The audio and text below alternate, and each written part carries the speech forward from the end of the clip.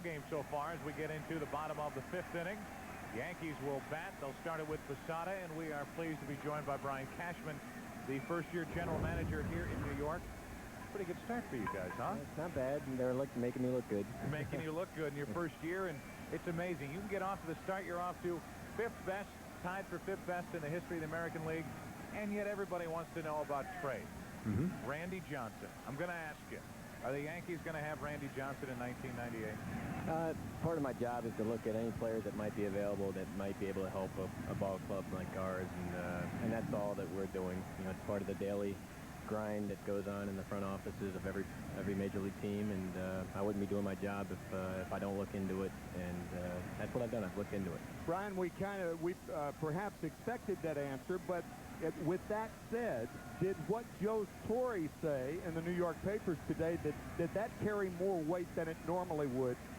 Joe not saying that we're not interested. I think anybody would be interested, but that he was happy with the pitching rotation the way it is right now. Oh, there's no question we're happy with everything that's going on in this roster right now, and you know, yes, we've talked about it. Yes, we're completely excited about our 25-man roster and very pleased at how they performed, and feel confident that if we decide to remain the same, then we'll be good enough. But we still need to check day in and day out if we can make it better, and if there's a match that we feel comfortable with, we'll go back to Joe Torre and my boss, George Steinbrenner, and we'll talk about it and make the best decisions and be held accountable for it. A great sign for you guys, not only the start for Arabu, but last night David Cone pitching the way that you expect David Cone to pitch. So he's still one of the few big game pitchers in baseball, and if you have him pitching like we know he can, well, maybe the emphasis on trying to get a guy like Randy Johnson isn't there. Is that accurate?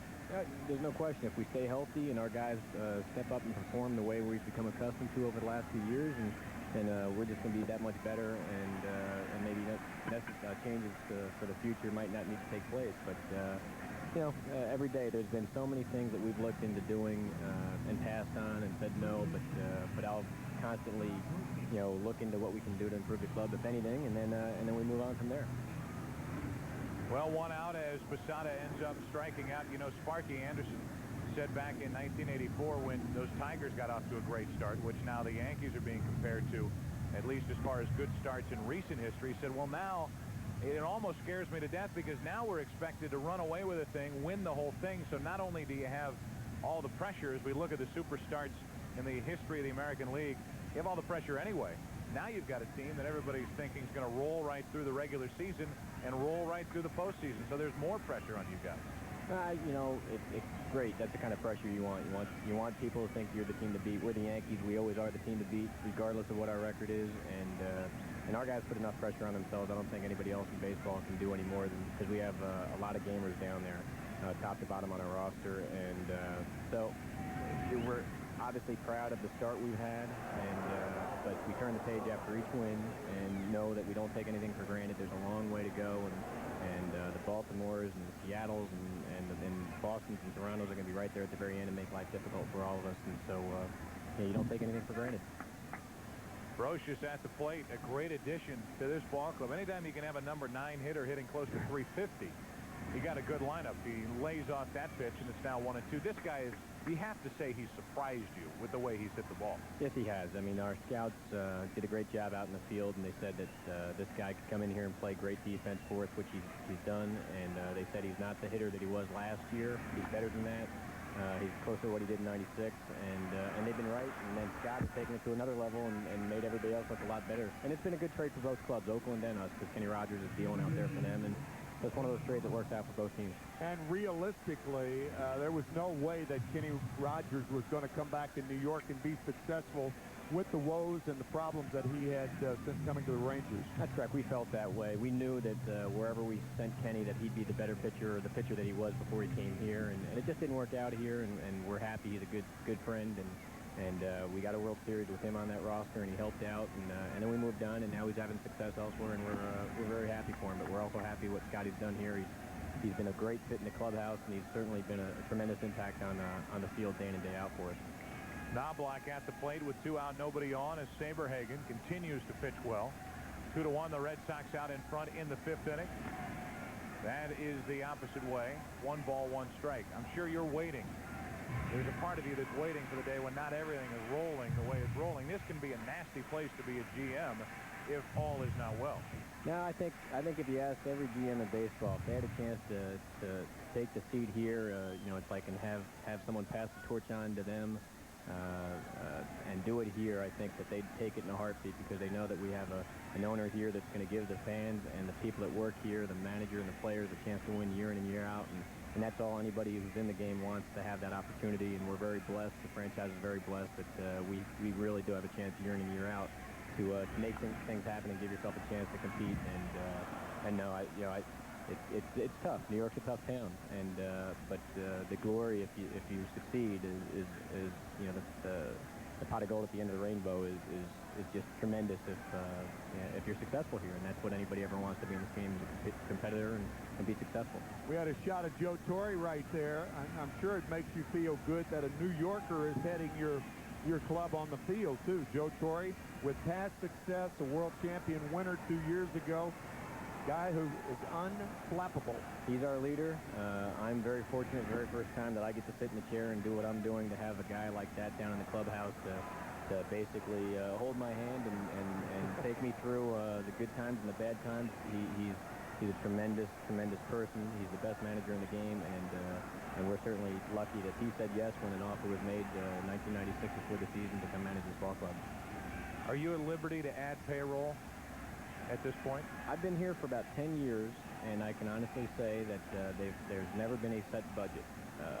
You know, basically what we do is we go to the boss and talk to him about, you know, things that we might need, and at times things don't fit, other times they do, but he's always there for the fans here to make adjustments if we need to make adjustments, and that's something that we're very blessed with to have, is someone who wants to win so bad that you know, I don't know what the budget would be here, but obviously stays within his, you know, within the means, and we don't go out. We're not number one in payroll. Baltimore's one. I think Boston's number two, and so we're not number one, and we're always proud of what we've done so far to this point. Fair to say then that the said luxury tax isn't slowing you guys down then? It certainly doesn't help, I can tell you that. You know, we don't like to you know, help line somebody else's pockets, but again, it's I can tell you this, that you know, the boss, again, his competitive juices have always made him the type of guy that's going to go out and help do whatever needs to get done.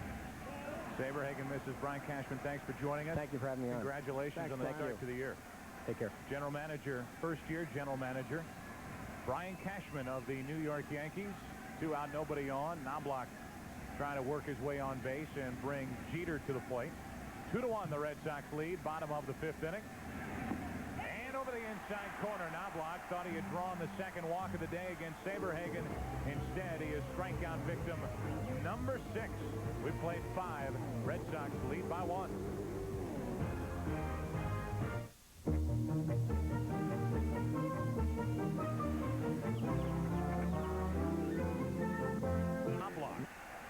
Chuck Knobloch is barely hanging on to that ball down the right field line.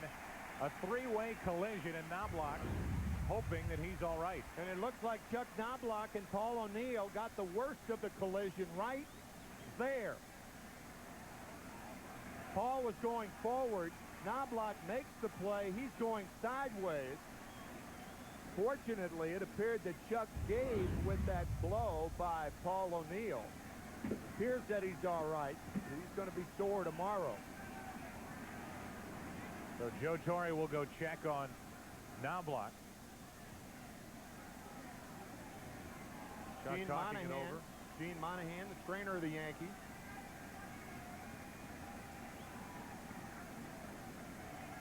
Here's another look at that collision. It was just a 2-way collision between Knobloch and O'Neill.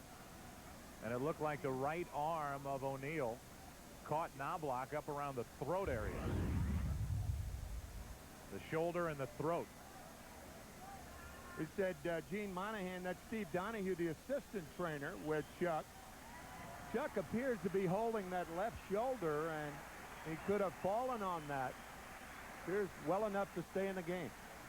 While Knobloch gets back to his position, we go to the Fox Television Center in Los Angeles and Chip Carey. Joe and Tim, thank you very much. The Cubs were comfortably in front 6-1. Gerald Williams serves the ball into right field. That scores a couple more runs. It was a pinch hit appearance. It's now 6-4, the Cubs leading, but they're threatening now in the bottom half of the fourth. Leading now 6-4 over Atlanta. Back to you all in New York. All right, Chip, thank you. With one out, nobody on after a wonderful catch by Knobloch down the right field line. And by the way, it was a fair ball. Had he not hung on, that would have been at least a double. Base is empty for Vaughn, who is homered, and he gets under this. Into left center for Curtis, still fighting the sun and making the catch for the second out of the inning. We've left you hanging. Here you go. Our game summary brought to you by Michelin. Jorge Posada drove in the only run of the day for the Yankees. Mo Vaughn hit a two-run shot in the fourth inning after a walk to Valentin. Arabu has allowed just the 2 runs, but 5 walks, tying a career high. And Saberhagen, that has to be the big story for Boston with 6 strikeouts. Some wondered if he would even stay in the rotation if he were to struggle for a 4th consecutive start. Well, that is not the case here this afternoon. Not only hitting spots, but throwing hard and hitting spots. O'Leary's 0 for 1 with a walk and a strikeout over the outside corner for a strike from Arabu.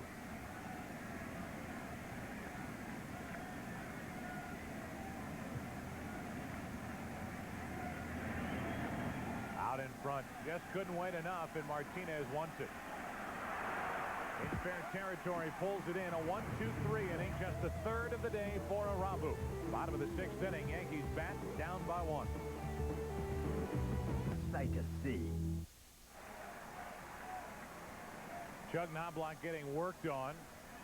That's on the right elbow, so he was hit on the left shoulder area, then fell on that right elbow and scratched it, scraped it against that warning track down the right field line, but looks to be all right as we move to the bottom of the 6th inning. 2-1 the Red Sox lead it with Derek Jeter leading it off and taking strike 1.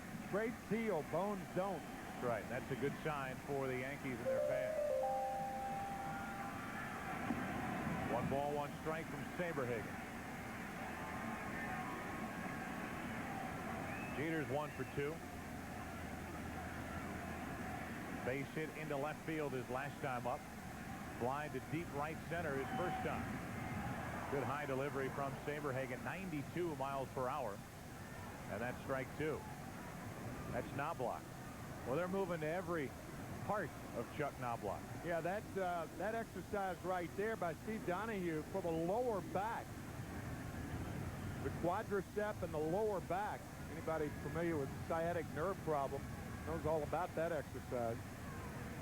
It's not a lot of fun. Unless you're Jack LaLanne. Still 1-2 on Jeter.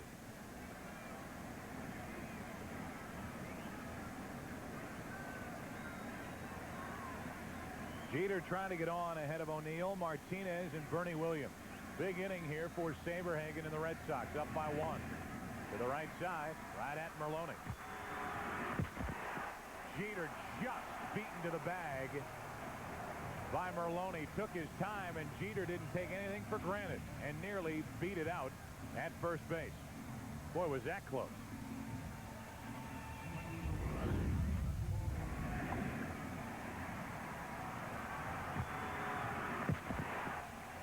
Bang, bang, just got him. You could hear the ball hit the mitt of Vaughn just before. Jeter stepped on that bag that has a microphone in it. 1 out, nobody on, and O'Neill. Strike 1.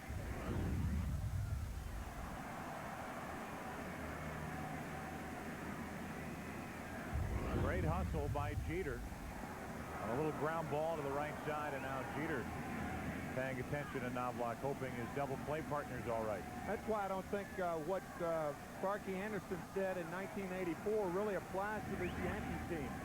The other way, easy for O'Leary. First 2 are gone for the Yankees in the 6th. And that's a graphic exhibition of a guy on a routine out who's running hard. Paul O'Neill, you know how hard he's going to play. The same work ethic with a guy like Tino Martinez. You have Chuck Knobloch trying to prove something coming to New York. The same with Scott Brocious. Jorge Posada just getting an opportunity to play. Darryl Strawberry coming back. I think with all the individuals and the different individuals that the Yankees have, you're not going to see any type of complacency set in on this ball club. How about that inning for Saberhagen through the 2, 3, and 4 hitters? 1, 2, 3. We are through 6. Red Sox lead 2-1. Back to New York for inning number 7 after this from your local Fox station. For in-your-face coverage, log on to foxsports.com. Homeowners, stop struggling the old way and start saving yourself hours of time and back-breaking. The 1-0 from Arabu. That caught the inside corner, 1-1. Hiddeki's walked 5. He struck out 4 and allowed just 1 hit, but that 1 hit was a 2-run shot that followed a walk off the bat of Mo Vaughn to make it 2-1. It's still 2-1. Thanks in large part to the efforts of Saberhagen. That's into right center field in trouble. Williams will not get there. Hannibal will have at least a double. That's what it will be, a stand-up double to start the 7th inning. And Scott is on base for the 2nd time this afternoon. Looked to me like Bernie Williams was trying to decoy Hatteberg without anybody on base. Watch how Bernie Williams chases this ball down in the strike zone over the fat part of the plate. Now, normally, you'd try to decoy a runner if you had anybody on, but watch Williams stick out that left hand. He's nowhere near the ball. You know, you're not decoying anybody if there's nobody on base. Here it is right here. Watch. You're not decoying anybody, though. A leadoff double. Now Benjamin will bunt. What a beautiful bunt. That's going to be close at first. Good play by Brocious for the first out of the inning. And with Hatteberg at third, 1 out, the batter will be Bragg. Man on second base and nobody out. What you try to do is make the third baseman feel the ball. This is a blueprint by Mike Benjamin. Brocious, no other choice but to field it and throw him out. Now the Yankees have to bring their infield in. So Benjamin did his part. Third baseman Brocious did his. Sacrifice good 5-4. Over at third is Hatteberg, 1 out. And the Yankees bring the infield in. Darren Bragg is driven in 17. Runner at third, 1 out, and ball 1. Don't forget at the end of today's game, Tim and I will select the Chevy Truck Player of the game. Jimmy Williams, a manager who will squeeze, tutored in that particular phase of the game by Bobby Cox in Atlanta. Arabu is approaching 100 pitches. He misses low. It's 2-0. I think if it is a squeeze situation, and certainly this is for Jimmy, what you do is allow an experienced hitter like Bragg to take a shot at a 2-0 pitch, try to jerk one, and then maybe put it on with 2-1 or something of that nature. 97th pitch of the day coming from Arabu. Aaron too far out in front, 2-1. Well, now here you go. Gave him a shot on a 2-0 pitch. Arabu's 2-1. You would think he'd try to throw a strike. You could see the squeeze here. I guess the only thing against that would be the high fastball. Arabu's been featuring that all afternoon. It's tough to get on top of that pitch if you're a hitter. Not on here. Ball 3, 3-1. Another part of it might be the wild afternoon on the part of Arabu. Yep, that's right. In any bunting situation or hitting and running situation, you always want to find a pitcher that's around the plate. And as Joe said, Arabu's already walked 5 this afternoon. Runner at third, 1 out, 3-1 pitch. A full count now on Darren Bragg, who's 0 for 1 with a walk. Look at the box score for Boston. And it's Mo Vaughn with one of just 2 hits on the day for the Red Sox, a 2-run home run in the 4th inning.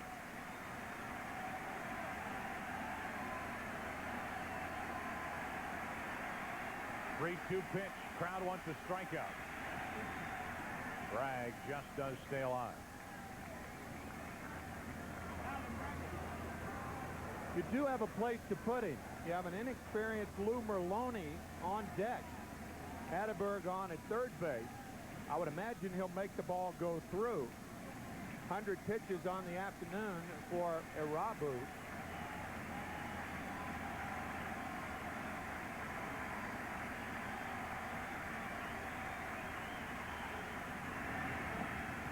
A walk to put runners at the corners, and that's walk number 6, a new career high for Irabu.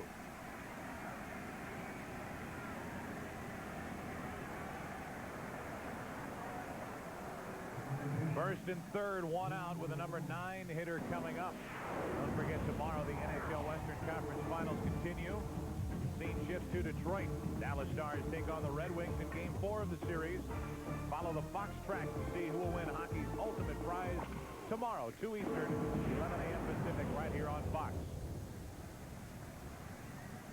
Now your chance of a squeeze goes dramatically up. A right-handed hitter against a right-handed pitcher. Infield in double play depth. Merlone takes the ball. Lou hitting .273, 0 for 2.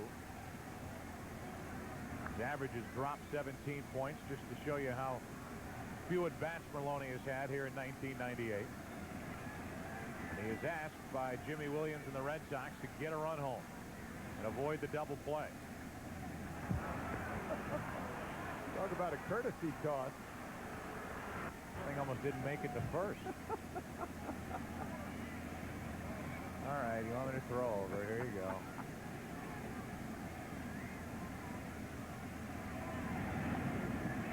Strike one on Merlone.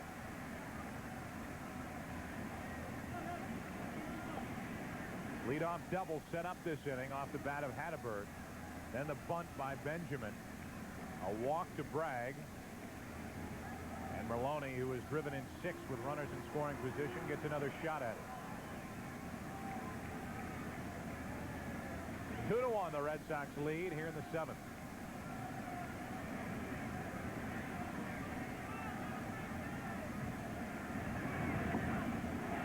Ford in for a strike, and it's 1-2. And now here's what you talked about early. Irabu's got a chance for a strikeout when he needs one, and here's where he usually will crank it up. Cranks it up right there in a good location.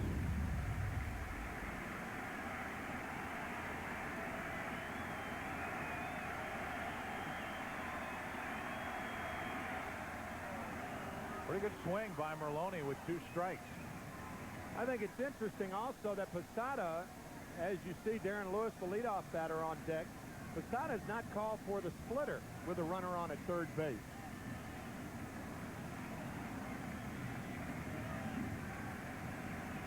That might be it right there, but he shook it off. He wants the fastball away to Merlone. Into left field for a hit. Merlone drives home Hatteberg, and the Red Sox take a 3-1 7th inning lead. And Merlone looks like he can hit a little bit. He got some good swings, backed up on the count 1-2. Well, again, too many repetitious pitches by Irabu. Not only did he throw the fastball, but he misses about 17 inches on that pitch. Posada wanted the ball away. That's what that pinky is. Look where Posada was sitting. This ball tailing back in over the fat part of the plate, and Merlone, with the infield in, drives one to left and drives in the 3rd run of the game for the Red Sox. Now a chance for more with 2 on, 1 out. Graham Lloyd getting ready for the Yankees in their bullpen. He just started to loosen.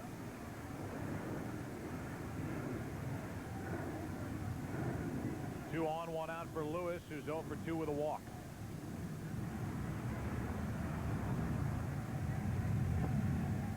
One ball, 1 strike.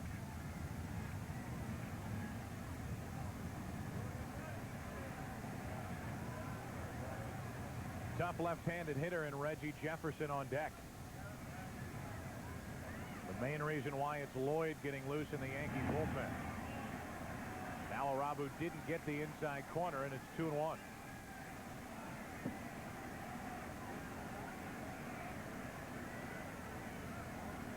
A double, a bunt, a walk, an RBI single in the inning for the Red Sox. Their biggest lead of the day. Lewis tied up 2-2. Here's what Arabu did with Posada, the catcher. Watch Posada go with the one finger, and then he stared him off and went to the outside with the pinky, and the fastball missed. But right before that, that was the wiggle with the index finger that he stared off, and Posada went with the fastball away, and that ball tailed back inside. 3 balls, 2 strikes now on Lewis. This is a guy when Arabu is on the deck he should take care of, but he's 3-2. He's been wild really since the start, walking 2 in the second, 6 on the day. I think you send the runners here too. They are going. Lewis grounds to short. Red Sox avoid the double play by starting the runners, and they advance to second and third with 2 out now. And it's going to be up to Reggie Jefferson to see if he faces Arabu or Lloyd. We remind you this copyrighted telecast is presented by authority of the Commissioner of Baseball and may not be reproduced or retransmitted in any form.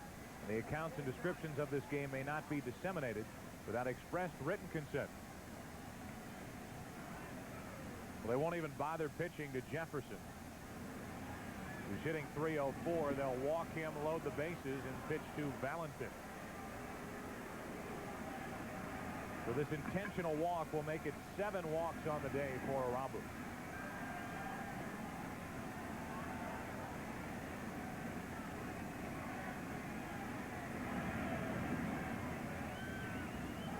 That's ball 3. Now it will force Arabu to throw strikes, something he really hasn't been able to do on command since this game started. That's ball 4. Bases loaded for Valentin.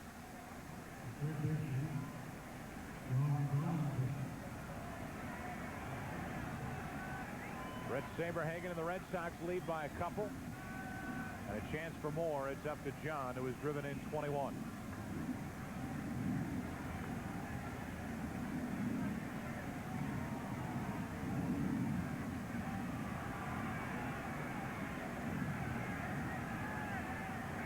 Bases loaded, 2 out. Ball 1 from Arabu.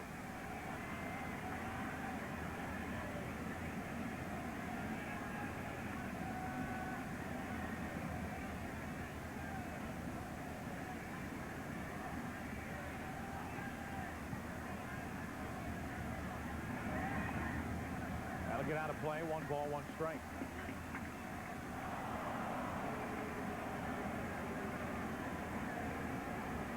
Remember, Garciaparra, a late scratch for this afternoon's game, was hitting in this number 3 spot. Good numbers for Valentin with the bases loaded.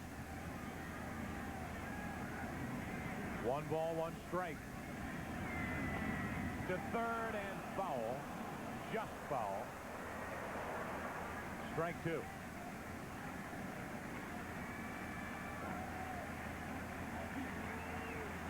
It's been a long day for Arabu. I would imagine this will be Arabu's last man, one way or the other. Bo Vaughn on deck, Graham Lloyd in the bullpen. The 1-2 pitch. We'll do it again.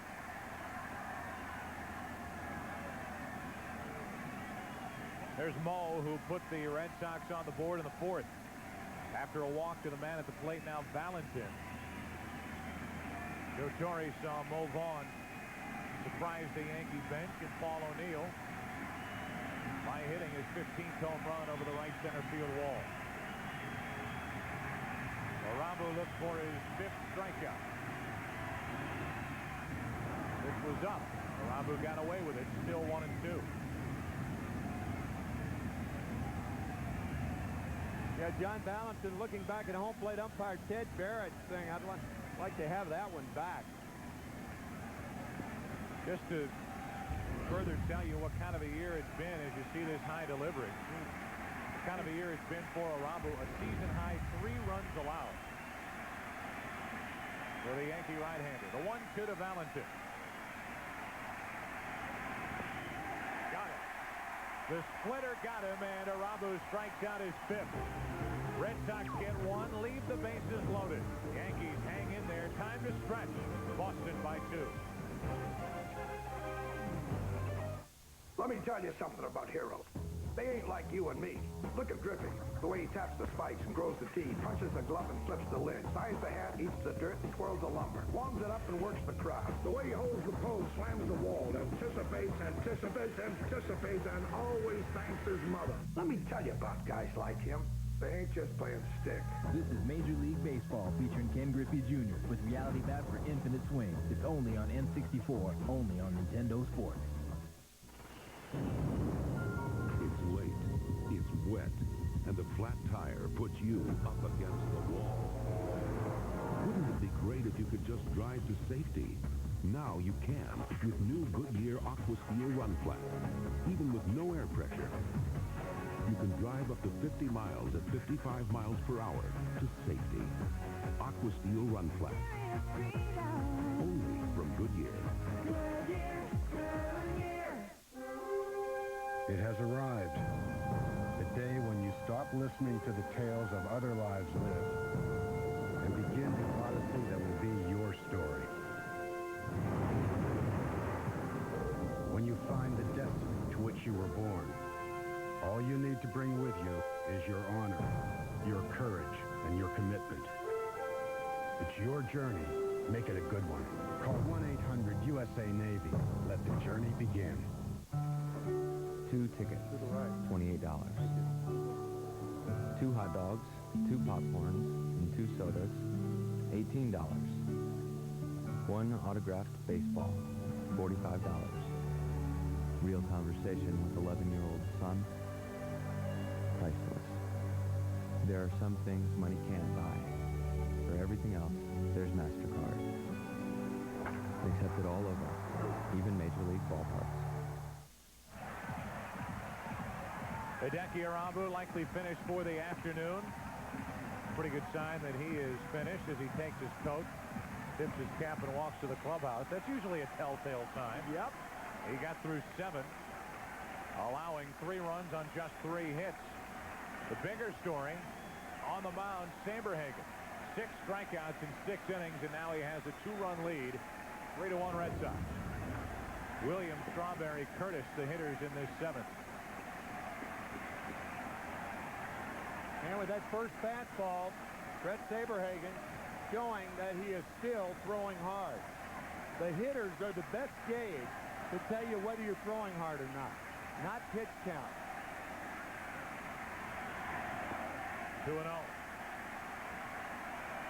Saberhagen, a big story for the Red Sox. He really helps them in what could eventually be a wild card chase for Boston. Nobody likes to talk about that at the end of May, but that's the reality. With Boston at the moment 11 games out on the loss side behind New York. A strike from Saberhagen. Of course, there's a history, Tim, between these two clubs, this being the 20th anniversary of the Red Sox blowing a 14-game lead. The season came down to a playoff game, the tiebreaker, and the swing of the bat by Bucky Dent. The swing of the bat by Bernie Williams produces a leadoff single. And that's the way we start the bottom of the 7th. Williams is 3 for 3. You look at the Yankee box score, and Bernie Williams has 3 hits, by far having the biggest day for New York. Knobloch has been held hitless. The RBI belongs to Posada. And after that hit by Bernie Williams, Joe Kerrigan, the pitching coach, walks out to talk to Saberhagen. Bernie Williams 3 for 4 last night, 3 for 3 today. I mean, again, he's throwing the ball well. Joe Kerrigan out there, he's thrown 87 pitches. And for a guy like Saberhagen, I mean, his shoulder is all right, and he says his shoulder is fine, and it's not cranky, that word you used earlier, and the word that Brett used before his last start. Well, he's the best you got. Now, if you want to bring in a left-hander to face Strawberry, that's a different thing, but the left-hander just got up for the Boston Red Sox. It's Strawberry at the plate representing the tying run. 7th inning, 3-1 Boston. Out in front, Vaughn will take the out at first. Had thoughts of trying to turn a double play, or at the very worst get the lead man, but he wisely held on to it and got the sure out. Especially with the 2-run lead. Watch Mo Boston make the play cleanly, but can't get it out of his glove cleanly. Can't grab it by the seam, so takes the sure out. Bernie Williams moves to second base. Notice how Bernie ran back toward the inside of the bag. The closer he got to second base, if Vaughn was going to throw down there, he was going to try to interfere legally with the shortstop. Now Curtis, runner at second, 1 out. High fastball from Saberhagen, ball 1. You can hear that pop from Hatteberg all the way up here. As you see Jim Corsi, the right-hander, Brian Barkley, the left-hander, in his first Major League appearance on Thursday night for the Red Sox. But Saberhagen is still popping the mitt. That means he's still throwing hard enough. After taking Lowe out of the bullpen, Derek making the start here last night, the Red Sox need somebody to step up to get the game to Tom Gordon. And like we've said many times, the best setup man today might be Brett Saberhagen if he continues to throw the way he's throwing now. That's right. That's exactly right. He's his own setup man. I call that to our attention. The manager of the Houston Astros, Larry Dierker, last year, saying his starters were their own setup men. And that's the same way with Saberhagen today. 1 ball, 1 strike on Curtis. Strike 2 from Brett. He struck out 6, walked only 1, and that 1 walk was to Chad Curtis leading off the third. Chad scored on a hit by him, Jorge Posada.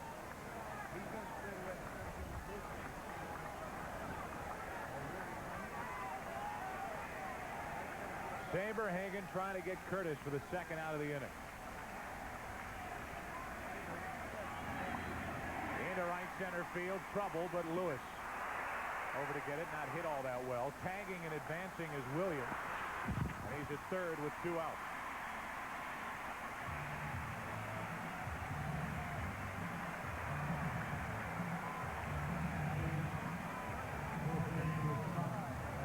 Because of the inactivity of Tom Gordon lately, you see Jimmy Williams sent Scott Hatteberg, the catcher, out to talk to Saberhagen. But because of the inactivity to Gordon, might be that Jimmy Williams wants him to go 2 innings today. The Red Sox have not given Gordon a chance over the last 7 games, having lost 7 in a row. Posada now with a runner at third, 2 outs. Jorge has hit 6 home runs while splitting a lot of the time behind home plate with Girardi. Runner at third, 2 outs, and a strike from Saberhagen. Not a bad changeup to just plop over the outside corner. Posada's only hit today a broken bat single back in the 3rd inning for the only Yankee run. On 0-1. Fastball high, 1 ball, 1 strike.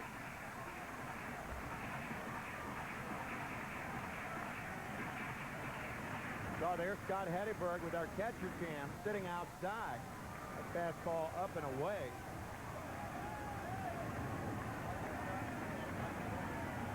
Moving inside here. And the pitch up and in, 2-1.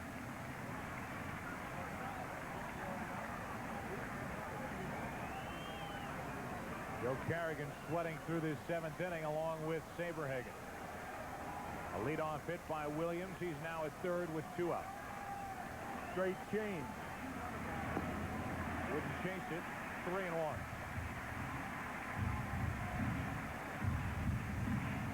On deck, the red-hot Scott Brosius.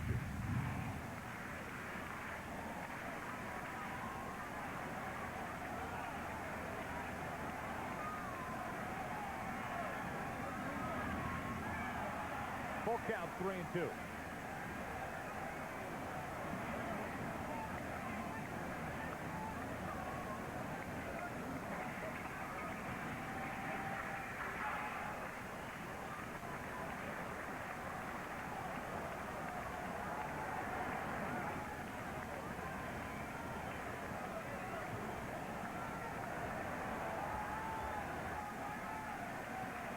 Posada, the tying run at the plate here in the 7th inning. 3-2. Would not go after the changeup, taken low for ball 4, and it's runners at the corners, 2 out. And they're going to take Saberhagen out, and this is a little surprising to me. It's to me too. Probably overly sensitive about that right shoulder. Jimmy Williams signaling for the right-hander. Corsi was the one who was up earlier. It will be Jim Corsi with Brocious at the plate. A couple of former Oakland Athletics will hook up. Former New York Met Brent Saberhagen gets a nice round of applause here in the Bronx. Good effort by Saberhagen. He leaves with a 2-run lead.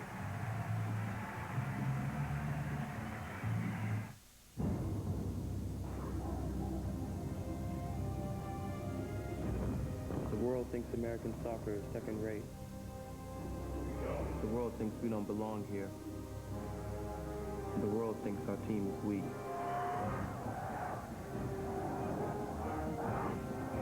The world thinks it can intimidate me.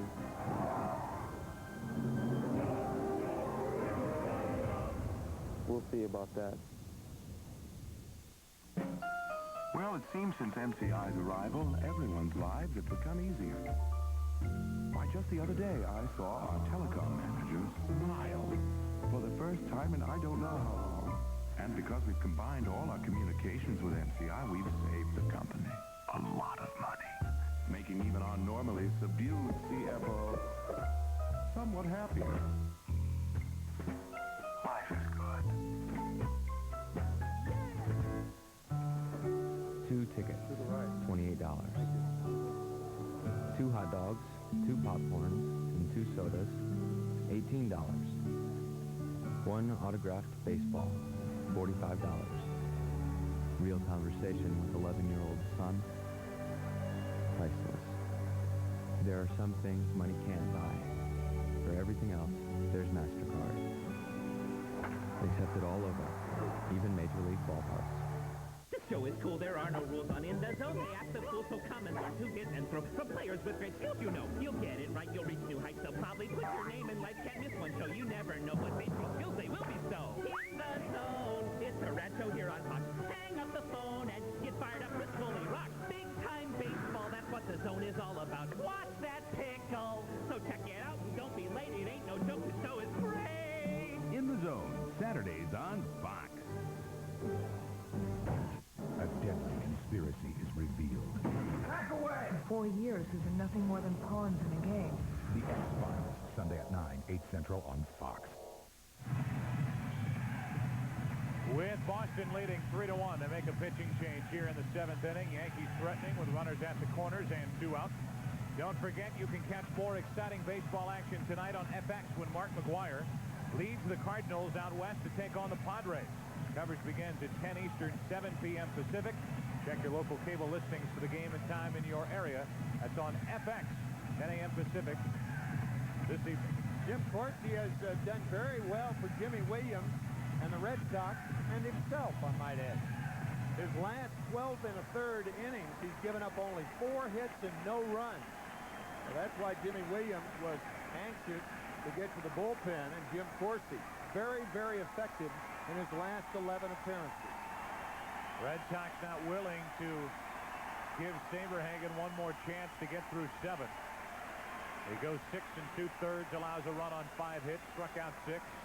And here's Brocious, hitting .341 with 29 RBIs. Strike 1 from Corsi. Tell you, Joe, I'm not sure I'd hold on Jorge Posada in this situation.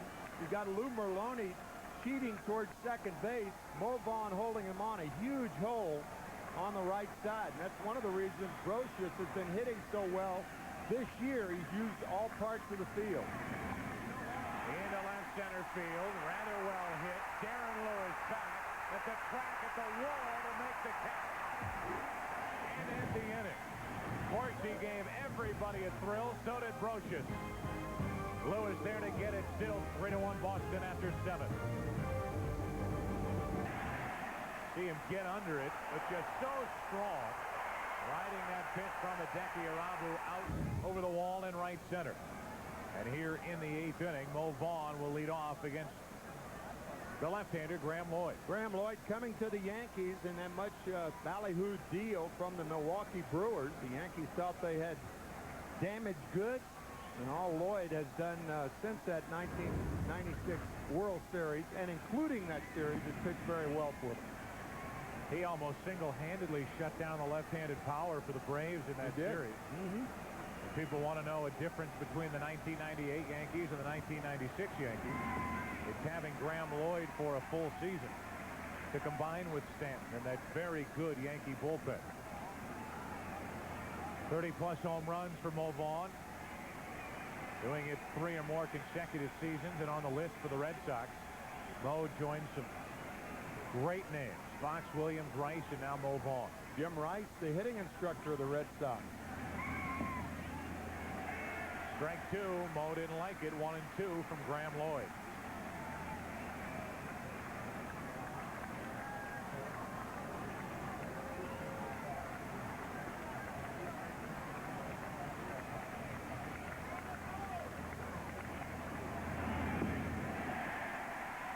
You talk about a great sequence in pitching to a major league hitter.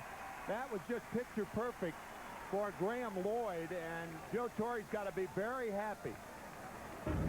First pitch misses inside. Next pitch, a slider, waves that. This sets up the fourth pitch, the fastball inside, and now the slider does him in. Inside, outside. Now with 1 out, O'Leary gets a chance to try to figure out Lloyd. Strike 1.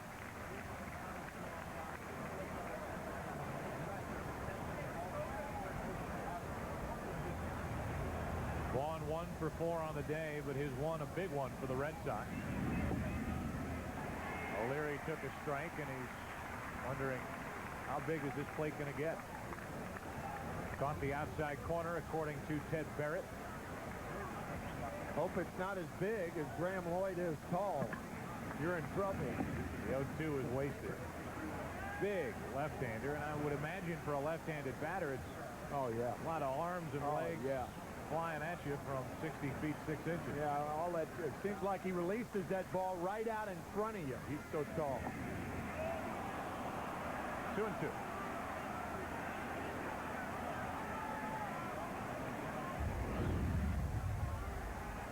See that front side giving.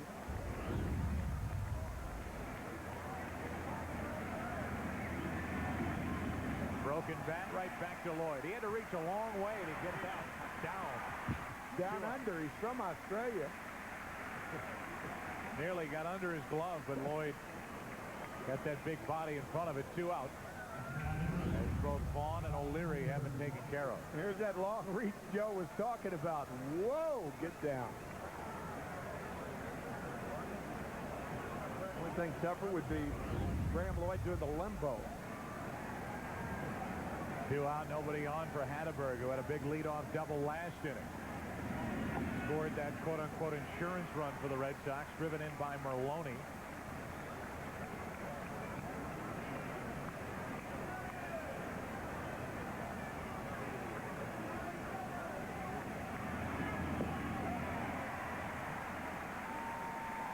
Strike 2, and Graham Lloyd is rolling right through the Red Sox here in the 8th.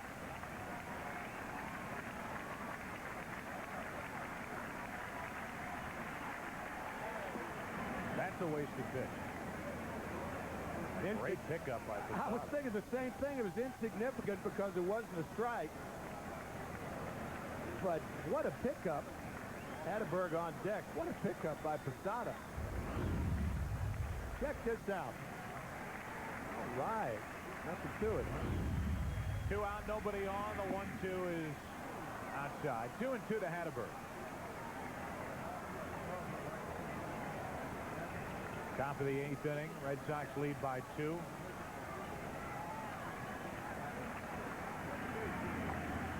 Not much of a swing. Easy for Lloyd. Off the mound. Inning over. Red Sox go 1-2-3. And now the top of the lineup will bat for New York.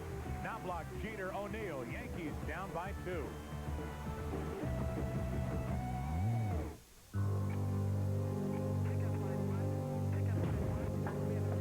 How does it look? I'm not going to lie to you. It doesn't look good. You got a broken crankshaft, a stuck valve and a tremendous buildup of gunk. I should have used a Fram oil filter. Nothing stops more dirt and engine-damaging particles better than America's #1 brand of filter. I guess I'm paying for it now. Try and be strong. Fram oil filters. Pay a little more now or pay a lot later. It's a revolution in car wax. New Bullet Wax from Prestone. The first high-gloss car wax in a pre-filled applicator. For more coverage with less effort and a showroom shine in half the time. New Prestone Bullet Wax. Nothing outshines a speeding bullet.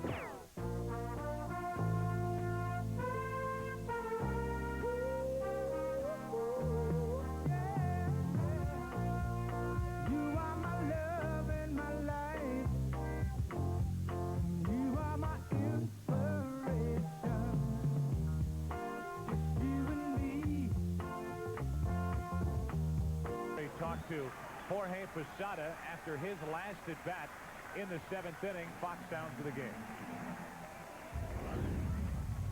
Yeah, I think you gotta think alike with him. You know, he's not going to give you a pitch. You can hit the ball out of the ballpark. He's not going to give you a pitch to hit out of the ballpark. So you got to think along with him. You know what I mean?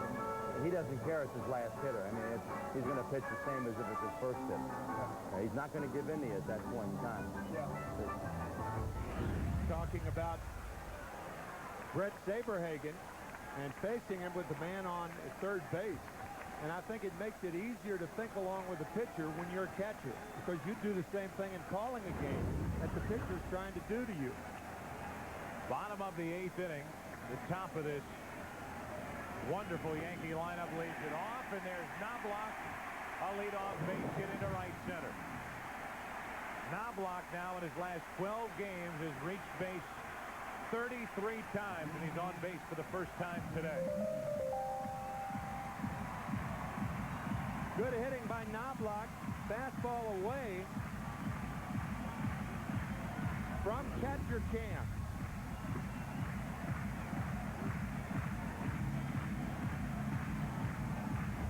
Brings you right in the action. What a shot that was. Woo.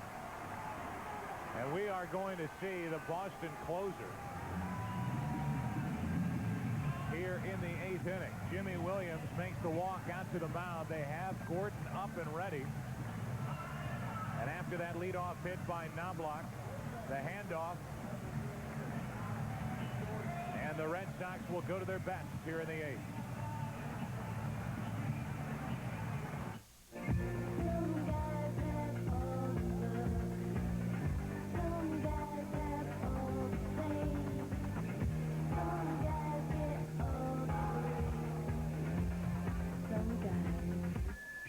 Play Pepsi Pop Culture. Just drink Pepsi or Mountain Dew. Match winning phrases and win tons of cool prizes. From cash to trips. Even a new Jeep Wrangler. Pepsi Pop Culture. Drink, match, win. Let me tell you something about Hero. They ain't like you and me. Look at Griffey. The way he taps the spikes and grows the teeth, punches the glove and flips the lid, ties the hat, eats the dirt, and twirls the lumber, warms it up and works the crowd. The way he holds the pose, slams the wall, anticipates, and always thanks his mother. Let me tell you about guys like him. They ain't just playing stick. This is Major League Baseball featuring Ken Griffey Jr. with Reality Bat for Infinite Swing. It's only on N64, only on Nintendo Sports. Hey, California, Dr. Scholes wants to know, how far do you run? 35 miles a week, 10 miles a day, 15, 20 miles a week. What does that do to your shoes? The shoe breaks down, cushioning is gone. Did you know that your insoles are the first thing to go? I've never even thought about the insole. Those are your old insoles? They're pretty worn. Well, these are the Dr. Scholes Sport insoles. They provide extra cushioning and shock absorption for your feet. Pretty cushiony. Feels like it has some good support in the arch. Why don't you take out your old insoles and put these new ones in there? You just went for a quick run there. How did it feel? Considerably better. A lot of spring, a lot of bounce. They feel good. You think you'll be able to run more miles a day now? Definitely. The Interleague Wars explode on Fox Saturday Game of the Week. Next week at 1 p.m. Eastern and Pacific. Check local listings. The Red Wings know... Third base, up and back. One on, nobody out for Jeter as he takes a ball from the closer for the Red Sox, Tom Gordon. Of course, you know the story. If you don't, longtime starter. Not a bad first full year as a closer. 8 years as a starter. 6 of those with Kansas City. Turned into a short reliever last year and 11 last year. Knobloch running. They pay no attention to it. Strike one on Jeter. Knobloch gets stolen base number 13.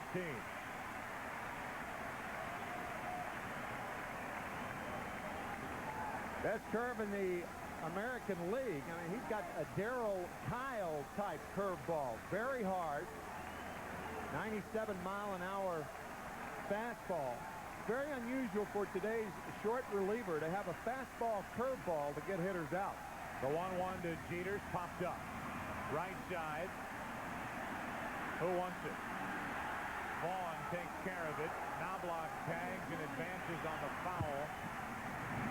But it's that important first out picked up by Gordon as he gets the difficult Derek Jeter to foul out to first. It is, but it's great base running on Knobloch's part. I mean, Mo Vaughn, once he catches this ball,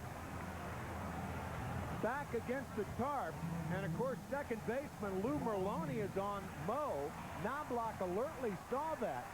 I'll guarantee you 80% of the runners in the American League wouldn't make it to third base on a ball like this.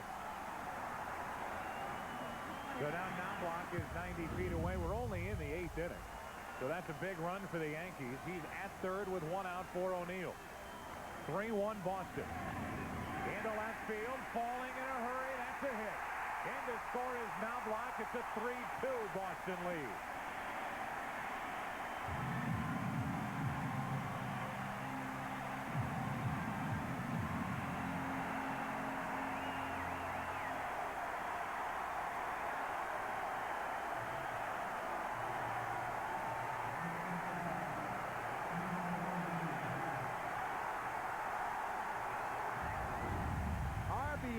Number 42 on the year for Paul O'Neill.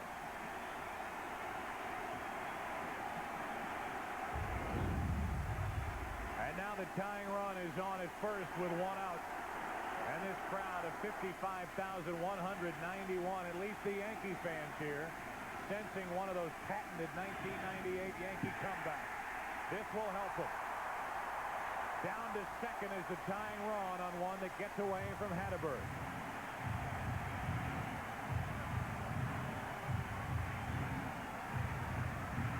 Joe Kerrigan, the pitching coach, makes his second visit of the inning. First time to talk to Gordon.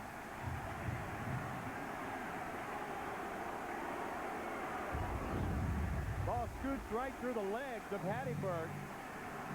Flash Gordon is your ace. So there's no talk right now of pitching around Tino Martinez. With 1 out, you've got too much thunder hitting behind Martinez. You're not even thinking of going to a left-hander in the bullpen to pitch to Bernie Williams or Darryl Strawberry.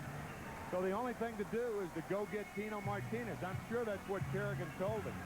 And as you've mentioned a couple of times today, Tino Martinez out for the better part of a week with that bad right shoulder, the back area.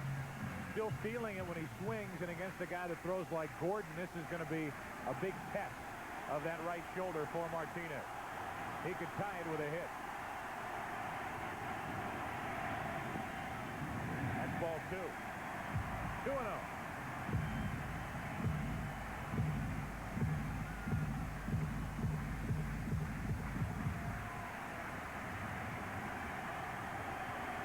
O'Neill at second with 1 out. Martinez is driven in 38. Out in front of that pitch, 2-1. Bernie Williams, who's 3 for 3 today, but that was against Saberhagen, is next.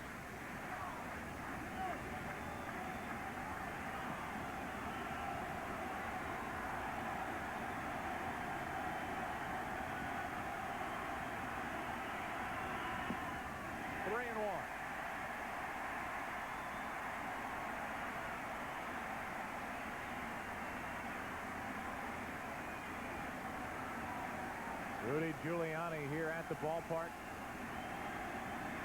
Watching Martinez up on the count, 3-1.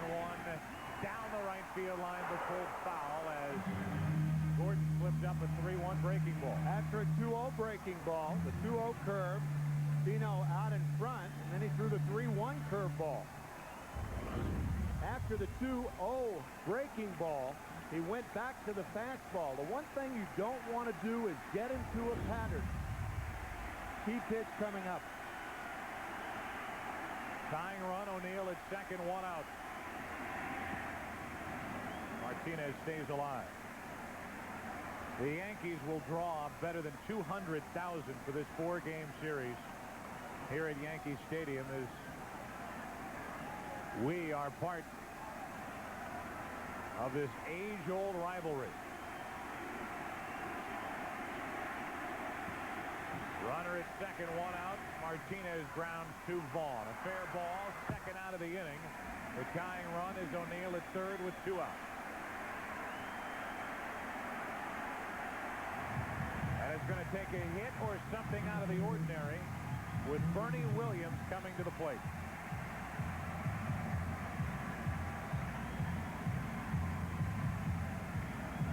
Williams with the average up to 342. The home runs have been coming in bunches after a slow start to this season.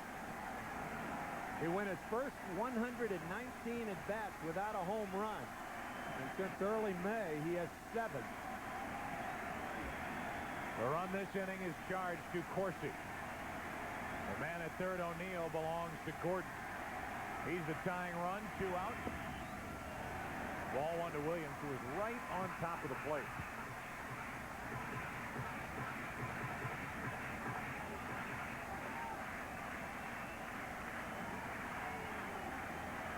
You always talk about a save coming in the 9th inning. The save of the game today for Gordon could be here in the 8th. If he can strand the man at third, Williams takes a strike.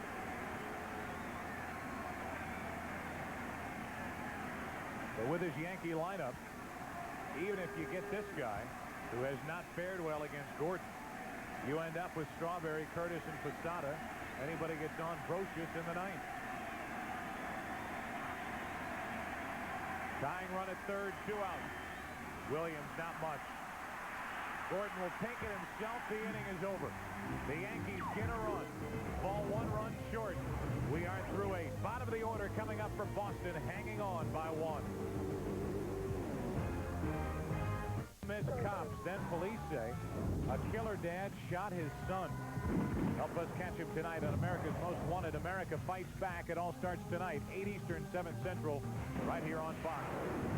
Here's the right-hander, Jeff Nelson, who's struggled a bit so far this season. Yeah, he really has, Joe. His 25th appearance, that was Wednesday at Chicago, and he suffered his second straight blown save. The one problem that Mel Stottlemyre and Joe Torre want to get Nelson out of is throwing the breaking ball too much, not relying on his good fastball.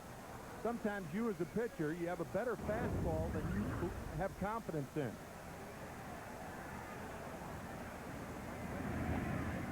First pitch fouled back by Benjamin. Strike 1. We're underway in the 9th inning. Red Sox trying to add to a 3-2 lead. Trying to win for just the second time this season against the Yankees. And hang in just the 4th loss of the year at home on New York. 18-3. Staggering it. 1 ball, 1 strike. Got to remember, here's a team, the New York Yankees, who lost 4 out of their first 5 games this year. I remember being in Chicago at the time, the Chicago Sun-Times running an article that Joe Torre would be the first manager fired this year. What are the chances of that? Nah, 0. When could you ever say that? I mean, I just don't understand it. Yankees lost 4 out of 5, and a reporter for the Chicago Sun-Times took it upon himself to say that Joe Torre would be the first guy fired for the '98 season after 5 games. 2 balls, 2 strikes. And just to bring up another point about the feel-good days here at Yankee Stadium, Steve Horn makes us aware of a nice note, something that happened here last night on a rainy night at Yankee Stadium. Really a terrific gesture on the part of the New York Yankees. They started last night's game about 2 hours and 15 minutes late, and because the crowd stayed late, they were recipients of a rain check. 47,000 rain checks last night. Really a nice gesture. Very rare for an official game. Benjamin strikes out, and that's the way we start the 9th inning.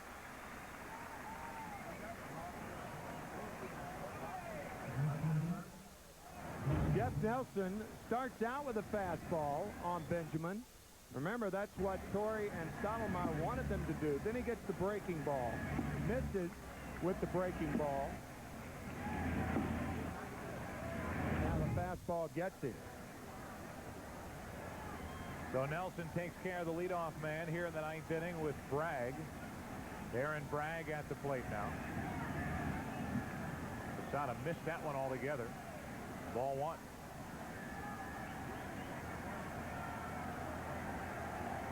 Bragg flying to left back in the 2nd inning to strand a couple of runners. Then he drew a walk but was out stealing in the 5th. Drew a walk and helped set up an RBI hit by Merloni in the 7th.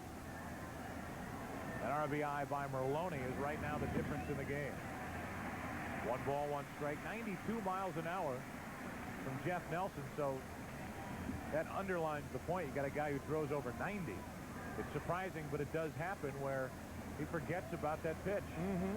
Not only hard, it's heavy. Tough to pull. Missing outside with a 2-1. That's a good point, too, Joe, because that fastball is always going to be heavy, and the breaking ball is always going to be light. And the lighter a pitch is, the easier it is to jack out of the ballpark. That caught the inside corner. 2-2. And it's been nothing but fastballs to Bragg so far. For the most part, yep. Now Stottlemyre on your right, 3-time 20-game winner. In his 3rd season as pitching coach here with Joe Torre. 2-2. See you later. Got him looking. There's the breaking ball. After a heavy diet of fastballs, heavy being the key word, that light breaking ball. For the 2nd out of the inning. 4 fastballs. Now Uncle Charlie visits the family picnic. He's not always welcome. No. Bragg wanted no part of his great Uncle Charlie. Here's Merloni. That one hit, the RBI single in the 7th. Boy, nothing but strikes from this Yankee bullpen. Lloyd a perfect 8th. Nelson working on a perfect 9th. Should have it if Knobloch takes care of it. Gets a nice hop. Inning over. Red Sox go in order. Strawberry will lead it off in the bottom of the 9th inning in a 1-run outside corner. And Tim, interesting, he drilled the outside corner with the infield playing the way it is right now. Infield is overshifted, and the 3rd baseman, John Valentin, if Strawberry hits anything down the left field line, any little dribbler to the left side, he might have an automatic double. First 2 pitches have been look at that. Away. 1 a strike, 1 a ball. Still away this low. 2-1. I mean, all Darryl Strawberry has to do, look at this. You can drive a fleet of trucks in that area. He's even closer to second now. That's the shortstop's position. I've never seen it shifted this far to the right, ever. 2 balls and a strike.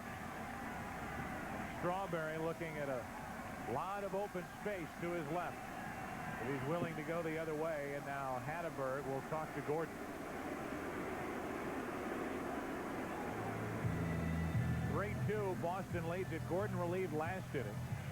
Took over for Corsi after Jim allowed a leadoff hit to Knobloch. Gordon got Jeter. O'Neill an RBI hit.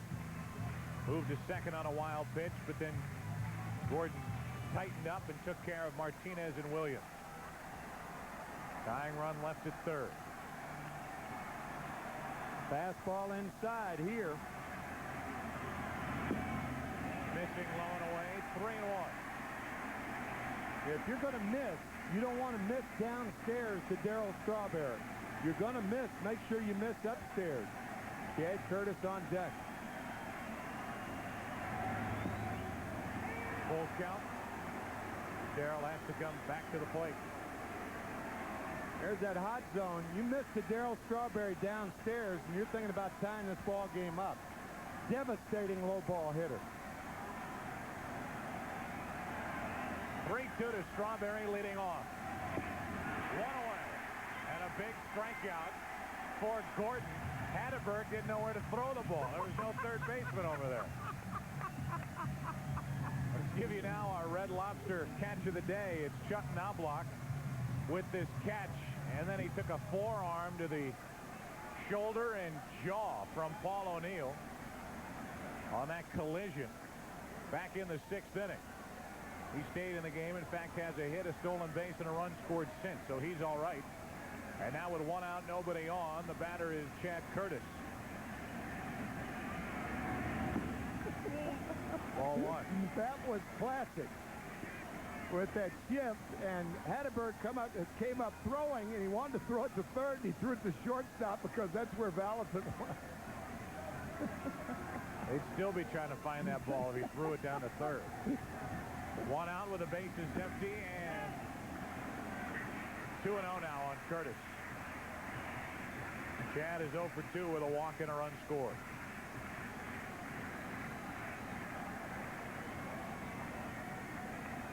Gordon trying to save the 6th win of the year for Saberhagen, and in the process pick up his 19th save.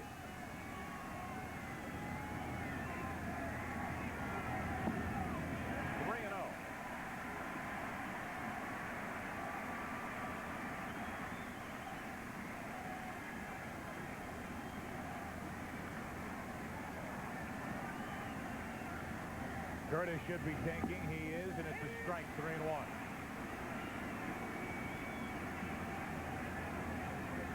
Posada, definitely a home run threat, is next.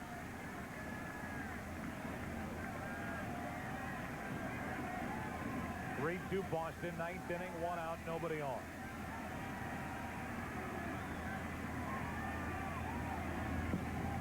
A 1-out walk. Tell you that the senior coordinating producer of Major League Baseball on Fox and the producer of today's game is John Filippelli. Today's game directed wonderfully as always by Bill Webb. Senior producer of the studio, Scott Ackerson, and is produced by Gary Lang and directed by Bob Levy. Senior producer of Fox Sports, Bill Brown. Executive producers of Fox Sports, David Hill and Eddie Gorin. With help from Steve Horn in the booth, Derek Manning and others in the truck. It's 1 on, 1 out here in the 9th inning. And here's Posada. Tough situation for Gordon because he's a power pitcher with a high leg kick. Curtis with good speed.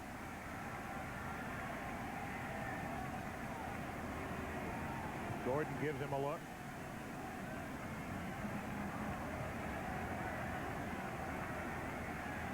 Posada has one of the 2 RBIs today for the Yankees. And 6 home runs on the year.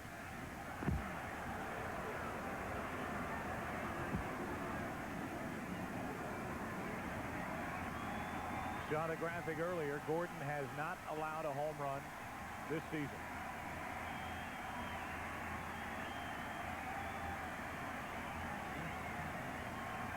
Tying run at first with 1 out. And a strike on a breaking ball to Posada.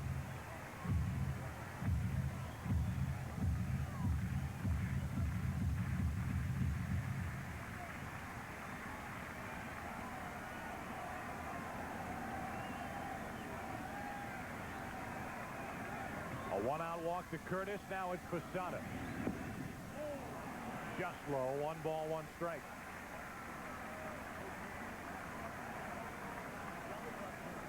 There's Brocious, who started the day hitting .346. Second best average in the American League on deck.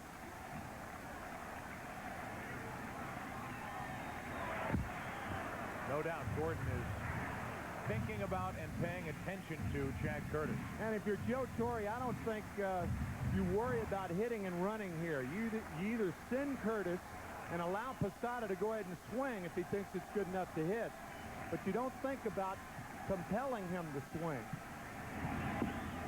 Big swing, strike 2.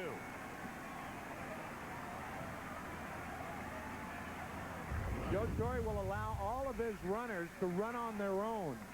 Good curveball from Gordon. Tight. Woo. Gyroscope curveball. Tightly wrapped. 1 on, 1 out. Tying run aboard. Posada gets a piece of it. Now, if you're Curtis on it at first base, what you try to do is hit the curveball to run on. It's a slower pitch. It's going down. Hatterberg's not going to be in as good a position to throw. If you can guess curve, he may go. Curtis has stolen 7. Not moving. Posada strikes out for the second out of the inning. And the Yankees down to their final out. It'll be Brocious.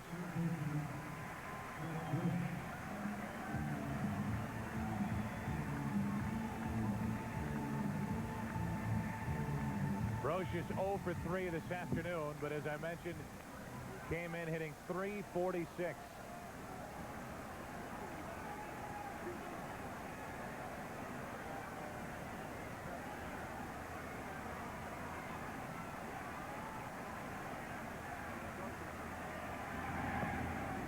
Strike 1 from Gordon.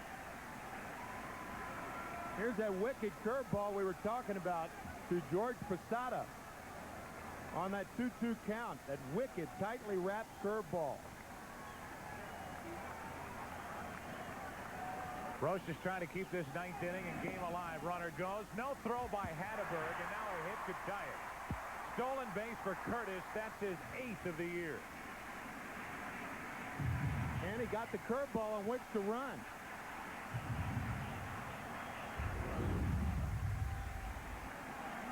Good jump by Chad Curtis. And a good pitch on which to run. It's now 1-1 on Brocious, looking for the 2-out game-tying RBI hit. Strike 2. And the Yankees down to their final strike.